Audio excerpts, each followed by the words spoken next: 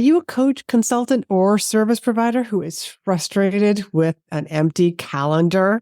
Well, then you are in the right place. I'm your host, Laurie-Ann, and you are listening to Be in Demand, where I talk about how to leverage speaking opportunities to grow your business, get positioned as the expert, and monetize your expertise.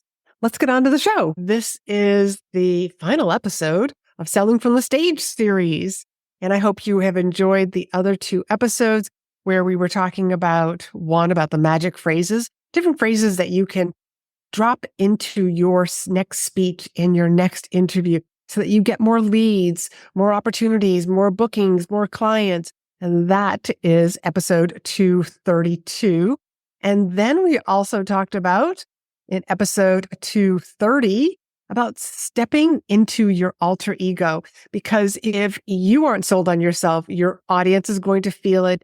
Your prospects that are getting on sales calls, they're going to feel it as well. In a nutshell, it is about showing up confidently. So in this last episode of this Selling from the Stage series, I want to talk to you about the 6 principles of influence. And this is based on Dr. Robert Cialdini's work that he has done. So I just want to go through these. And then I have a few other influential tidbits that you are going to want to start using and play around with these. Try using them in your personal life, add them into your content that you're writing, and then use them also on your podcast or when you're guesting. Just start playing around with them. So let's start with the 6 principles of influence. Reciprocity. This is offering something valuable first to trigger a reaction. In the online world, this is why we have a PDF that we are offering people in exchange for their email address. Or maybe you want to give somebody something. Hey, if you do this, I will give you XYZ, like a testimonial or a referral. I've used an exchange for testimonials. For example, in my group program, In Demand Signature Speech, at the end, I need video testimonials. And so I ask everybody, if you submit your video testimonials, upload it to this Google Drive. And from there, I'm going to pick one person. One person's going to win a free coaching call with me. So it just incentivizes people to take that action. Another time I was walking to the grocery store and the girls' soccer team was accepting donations. Literally had these cans and they were just asking people if they would donate, and they had nothing in exchange. I literally went into the store and bought a bouquet of flowers and came out and handed it to them. All I wanted them to do was give people a flower, hand them something so that there is this even exchange. And I just left it at that. I'm not even sure what actually happened because I didn't get anybody's contact information to follow back up with them. But it was just my way of helping them actually get more donations from people that were going in and out of the store. Another one, and you've probably heard this one before, is scarcity. Creating some sort of a sense of urgency. Now, I've done this, and I think I've shared this story with you before. I was speaking as one of their leadership speakers, and I just grabbed a handful of my book on leadership, not knowing how many students were going to be there. That ended up creating that sense of urgency because what I said to the class was, I have a small number of my books with me and I told them what the price was, literally had people throwing their credit cards at me because they wanted to make sure that they got one of those copies and they didn't have to wait for something to be mailed. They wanted it right then and there. So scarcity, because people don't want to be left out. It's that FOMO. Another one is authority. Positioning yourself as a credible expert, a person with experience. This is where you might want to talk about the different people that you have worked with. I have a friend and she is working with a very influential person in the PR industry. And it's kudos to you. Just knowing that about her, and it makes me look at her a little bit differently. But I've got pictures of me with other influencers. I have pictures of myself with James Wedmore, with Amy Porterfield, with Randy Gage, with Darren LaCroix. And one of my favorites is Bobby Orr. And he's not a speaker per se. He's a hockey legend. So to be able to show like these are some of the people that I have shared the stage with, it adds to my authority. The next one is consistency. Are you aligning your message with the audience's values? And this comes down to I'm speaking to the right audiences, never saying yes to speaking just for the sake of saying yes. And I need to get more bookings. And I don't care who I speak to. I want you to make sure that the people that you are speaking to are the right audiences. One, they're filled with your ideal clients, and they're the people who can benefit from the problem that you solve. Like they have the problem that you solve. So really being very careful about doing your pre-event interviews and basically figuring out like who should you be saying yes to and who should you be saying no to. The fifth one is liking. This is where you're building rapport. You're establishing a connection with your audiences. And one of the things that I tell my clients is that if an industry or the company that you're speaking for, if they have some jargon, if they have some acronyms, I mean, use those in your speech because your audience, who's part of this company, is going to, wow, she knows what it's like. She knows how we talk.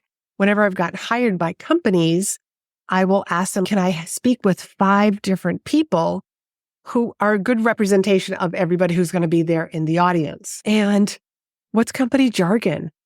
Tell me about the culture. What's normal? What's not normal? Tell me some stories about your customer service. And I will literally use those in the speech. So I'm customizing the speech. But what's happening is I'm really connecting with the audience because they're feeling like she gets us. She's our people. And those are some of the testimonials that I've gotten after I've done this kind of a customization for an audience. But all it is that I really want to connect with the audience. This is all a part of influence. The more that you can do this, the more that whoever hired you, the conference organizers, the meeting planners, they just like you even more. You're building that know, like, and trust. And that is how you are going to get more bookings. They're going to refer you, whatever it is that you're asking for in exchange afterwards. That might be part of your speaker contract. The next one for really good influence and also to help you sell more from the stage. And I have mentioned this a little bit in the very first podcast of this series, episode 230, is on storytelling. Really tapping into the emotions of your audience. Now, with storytelling, I also want you to figure out what are some of the objections that the audience might have. But where else can you tell stories that is going to help deliver a lesson? Do not underestimate the power of stories. And I also dove into stories and using it to handle objections in a previous episode, episode 196, which is about handling objections from the stage from your audience. When you tell stories, please don't do the play-by-play. I decided that it was time for me to go to the grocery store and pick up the ingredients to make the dessert that was going to go with the dinner tonight. No, start the story in the middle. One of my clients was preparing a short presentation, and she's a singer. So I actually had her sing a line because the story that she was telling was about a singing audition. So she literally put the audience right in the middle of the story. Relive your story. Storytelling is a beautiful art form. And if you take the time to craft beautiful stories, you can use those same stories over and over and over again in different speeches and have different lessons that you want the audience to take away from. So never underestimate the power of a good story. Now, I also want to give you a couple of others that really will help with influence. And one of them is using present tense versus the past. So here's a great example. The last time I ate at that restaurant, the service was good.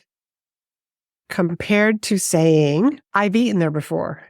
The service is good. One is past tense and one is present tense. The past tense, like people subconsciously tap into This was before. There could be something different now. I don't know what the service is like right now, but it was good back then. We're kind of hoping that it might still be good versus in the present tense. This next one is a no-brainer. Don't hesitate. And this is a great tip for like when answering Q&A from the audience. Don't hesitate on your answers. That pause actually will allow the audience to doubt the information that you are sharing next. So be very careful with your hesitations. Now, this is different than pausing, purposeful pausing in your presentation. I would also add to this hesitation, having like too many, what I believe is, that just leads to, wow, I'm not sure I can trust this person. I'm not sure she knows what she's talking about, decrease in credibility. And the last one is a great one. And this one is tapping into the identities of the people that are in your audience. I want you to turn verbs into nouns. And what this does is an identity is a noun. So turn any verbs into a noun. So here's an example. My client likes to sing versus my client is a singer. Here's another one for you. I work with entrepreneurs who coach versus I work with coaches.